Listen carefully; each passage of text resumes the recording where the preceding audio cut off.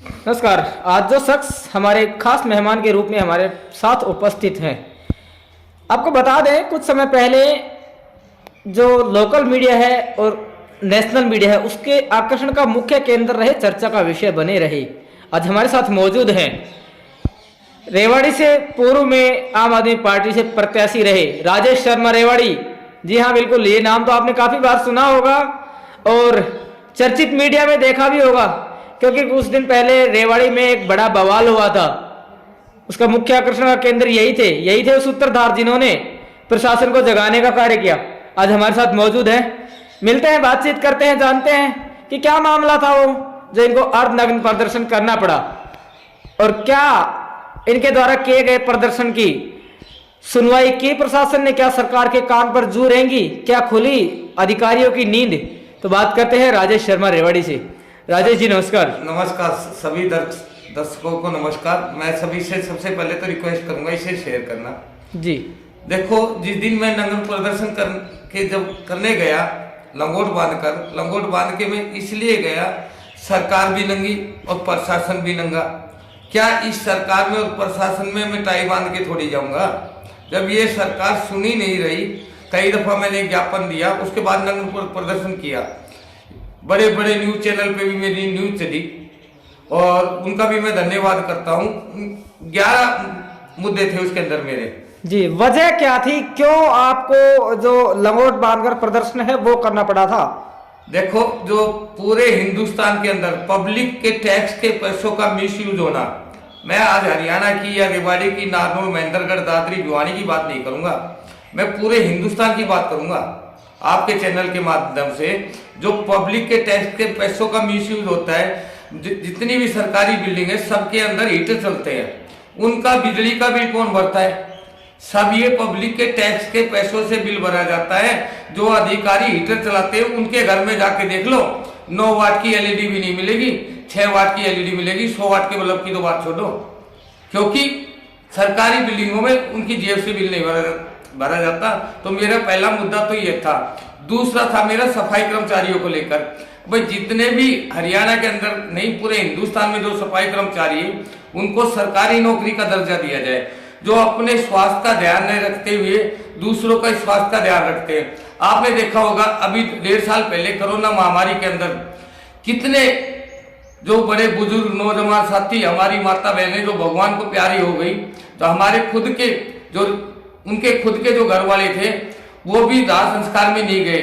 रिश्तेदारों की बात छोड़ो, तो उनका दाह संस्कार किसने किया था? वाल्मीकि समाज ने।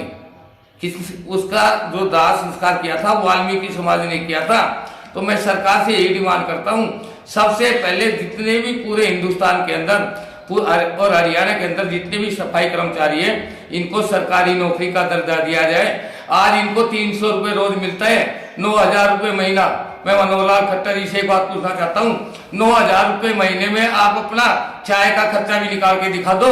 इतनी महंगाई के अंदर ये परिवार कैसे गुजारा कर रहे हैं? क्योंकि मैं तो गरीबों में बैठता हूँ और मैं भी एक आम आदमी। जी राजेश जी, अभी बातचीत कर लेते हैं अपने हरियाणा के सीएम खट्टर साहब के व्हाट्सएप ज्ञान की। वो कह रहे हैं कि अगर हम ओपीएस लागू कर देंगे तो उनके पास कोई व्हाट्सएप पे मैसेज आया होगा कि इससे तो देश दिवालिया हो जाएगा।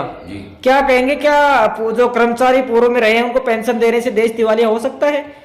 देखो, अब जैसे व्हाट्सएप की बात कर रहे हो, सीएम साहब बिल्कुल झूठ बोल रहे हैं। मैं तो सीएम साहब से एक बात कहना चाहूंगा, आपने सच का बोला। और जैसे पुरानी पेंशन की जैसे आप बात कर रहे हो, कैसे दिवाला निकल जाएगा देश का? एमएलओ की पेंशन बंद करो ना, जो 6 पेंशन ले रहे हैं, 7 पेंशन ले रहे हैं। ये क्या कहते हैं, हम अपनी स्टेट की सेवा के लिए जा रहे हैं? कहाँ स्टेट की सेवा के लिए जा रहे हैं? सबसे पहले इनकी पेंशन बंद करो। चलिए अभी बातचीत कर लेते हैं।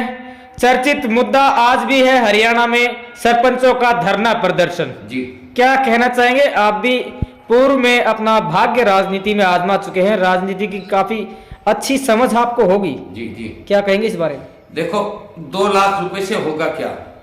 जो सरपंचों ने जो धरना प्रदर्शन किया जायज था। इस सरकार ने क्या किया, पुलिस के ऊपर दबाव बनाकर जो हमारे पुलिस वाले भाई है, काका ताऊ है, उनके थ्रू उन सरपंचों को बंद करवा दिया गया। 2 लाख रुपए में तो एक टॉयलेट नहीं बनती है, और 2 लाख रुपए में सरपंच गांव में काम कैसे करवा देगा?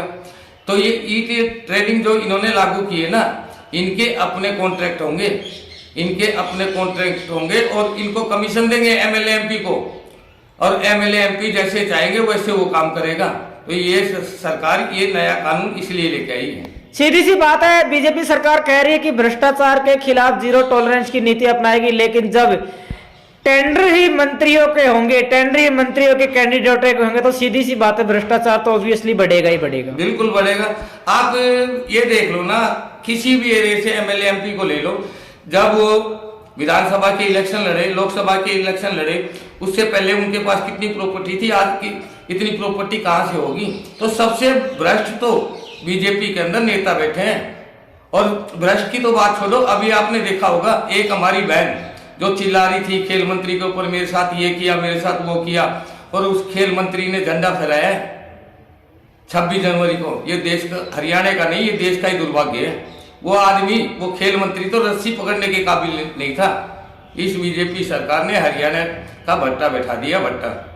क्या कहेंगे, बेरोजगारी भी चरम सीमा पर जा रही है और सरकार है वो कहीं ना कहीं, हमें भी नहीं सिर्फ आपको भी लगता होगा कि युवा को रोजगार देने में पूरी तरह से विफल हो चुकी है। सर, मैं आपके चैनल के माध्यम से, आज तक किसी को नहीं पता होगा बेरोजगारी के बारे में, मैं आपके चैनल के माध्यम से एक एक चीज खोलता हूँ। 16 सितंबर 2016 को बीजेपी सरकार ने बेरोजगारी का सर्वे बंद किया था। इससे पहले बेरोजगारी का सर्वे आता था, हरियाणा में कितने % लोग बेरोजगार है। जब से ये बंद किया है, वो सर्वे बंद कर दिया, तो पता नहीं चलता कितने लोग बेरोजगार है। आप हरियाणा की बात छोड़ो, डिस्ट्रिक्ट में भी हम पता नहीं कर पाएंगे। और आज हरियाणा के अंदर क्या खुद के गांव में, मेरे गांव में बहुत बेरोजगार है, आपके गांव में बहुत बेरोजगार है, तो बेरोजगारी तो बहुत ज्यादा बढ़ गई है। तो सरकार कह रही है कि सबका साथ सबका विकास, लेकिन यहाँ तो सरासर सबका विनाश होता दिख रहा है। सरकार जो कह रही है ना सबका साथ सबका विकास, नहीं नहीं, सबका साथ और अपना विकास, सबका विनाश। आप समझ ही नहीं रहे, सरकार कह रही है सबका विनाश और सिर्फ सबका साथ लेकिन अपना ही विकास। सरकार का ही विकास हो रहा है।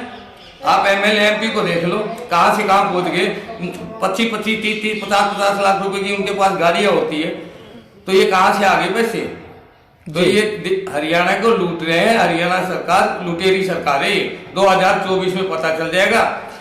2024 में इस सरकार का वो हाल हो जाएगा जैसे गधे के ऊपर से सींग। बातचीत कर ले तो किसानों को भी कहीं ना कहीं सरकारी कहते हैं कि हम किसान हितैषी सरकार है, और मेरी नजर में किसानों को लूटने का काम सरकार कर रही है, क्योंकि इंश्योरेंस का प्रीमियम तो काट लिया जाता है, लेकिन किसानों को इंश्योरेंस के पैसे नहीं दिए जाते और आज तक भी नहीं दिए गए हैं। लोग सड़कों पर बैठने को मजबूर है। देखो, मैं खुद जमींदार हूं और किसानों के बारे में मैं बहुत ज्यादा जानता हूं। अभी देखा होगा 10 रुपए क्विंटल गन्ने के रेट सरकार ने बढ़ाए थे। 10 रुपए क्विंटल से क्या होगा? खाद, बीज, तेल की महंगाई देखो। और ये सरकार किसानों को तो बिल्कुल जड़ से खत्म कर देगी। जो अभी ये कानून लेके आए थे ना, जो किसानों ने धरना किया था, वो कानून अभी वापस नहीं हुआ है, तो ये दोबारा से लाना चाहती है। और सबसे पहले ये सरकार किसानों को कमजोर करेगी। और जिस दिन देश के किसान कमजोर हो गए ना, तो अंग्रेजों से बुरा हाल हो जाएगा इस देश का। आज आप रेवाड़ी से महेंद्रगढ़ आए जी, तो शायद मेरे ख्याल से यहाँ पे दुष्यंत चौटाला जी आए थे, उन्होंने कहा था कि हाइब्रिड हाईवे। जी जी, तो उसी हाइब्रिड हाईवे से होकर आप भी आए होंगे, क्योंकि करीना से निकल के अगर हम महेंद्रगढ़ पहुंचे तो हमें हाइब्रिड हाईवे मिलता है। हाईवे की तो क्या बताऊं, मैंने सड़क के अंदर गड्ढे देखे हैं, मैंने सड़क के अंदर गड्ढे देखे हैं, लेकिन गड्ढे के अंदर सड़क पहली दफा देखने को मिली है, और वो भी महेंद्रगढ़ में। महेंद्रगढ़ में। आज से 20 साल पहले भी मैं महेंद्रगढ़ आया था, अभी 10 साल पहले मैं महेंद्रगढ़ आया था, जब भी वैसा ही महेंद्रगढ़ था, आज भी वैसा ही महेंद्रगढ़ है। क्या दान सिंह ने किया, क्या रामविलास शर्मा ने किया? सिर्फ इन्होंने अपना घर बनाने का काम किया है। हो सकता हो मेरी बाइट लोग देखेंगे, उनको चूक जाएगी, लेकिन सच्चाई है। तो क्या कहना चाहेंगे महेंद्रगढ़ के दोनों मठाधीशों को, जो मठाधीश कुंडली मार के बैठे महेंद्रगढ़ के भाग्य पर? मैं तो उनको एक बात कहना चाहूंगा, कोई भी युवा साथी किसी भी जाति का हो, उसको खड़ा करो, उसको जिताओ, उसको विधानसभा में एक बार भेज के देखो, फिर पता चलेगा एमएलए में कितनी पावर होती है।